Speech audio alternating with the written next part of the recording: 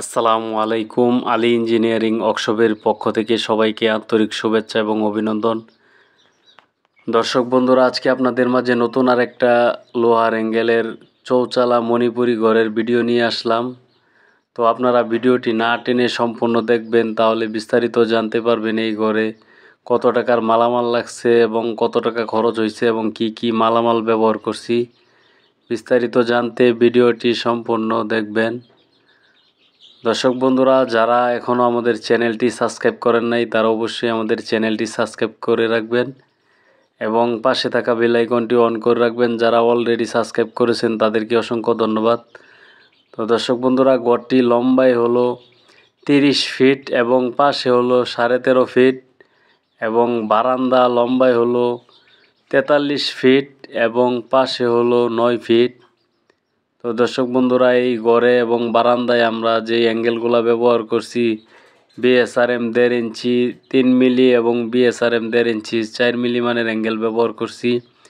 এবং আমরা এই ঘরে যে কালার টিন দেখতেছেন, আমরা কালার টিন ব্যবহার করছি আলিপ স্টিলের 34 mm টিন। তো দর্শক বন্ধুরা, এই ঘরে আমাদের অ্যাঙ্গেল লাগছে সর্বমোট 450 কেজি, 450 কেজি।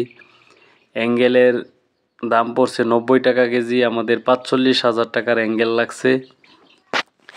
এবং আপনারা যেই টিনগুলা দেখতেছেন সিএনজি কালার সবুজ টিন।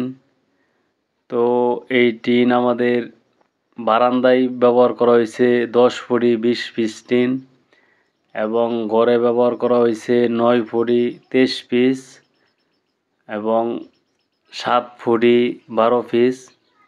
সর্বমোট আমাদের টিন লাগছে এই ঘরে এবং বারান্দায় মিলে 6.5 বান।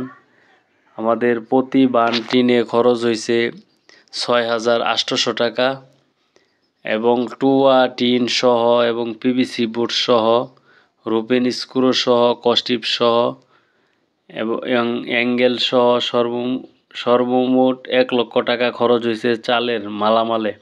শুধুমাত্র মালামালে 1 লক্ষ টাকা খরচ হয়েছে। তো যারা যারা লোহার অ্যাঙ্গেল দিয়ে এরকম ধরনের ঘর তৈরি করতে চান, আমাদের আলী ইঞ্জিনিয়ারিং ওয়ার্কশপে যোগাযোগ করতে পারেন।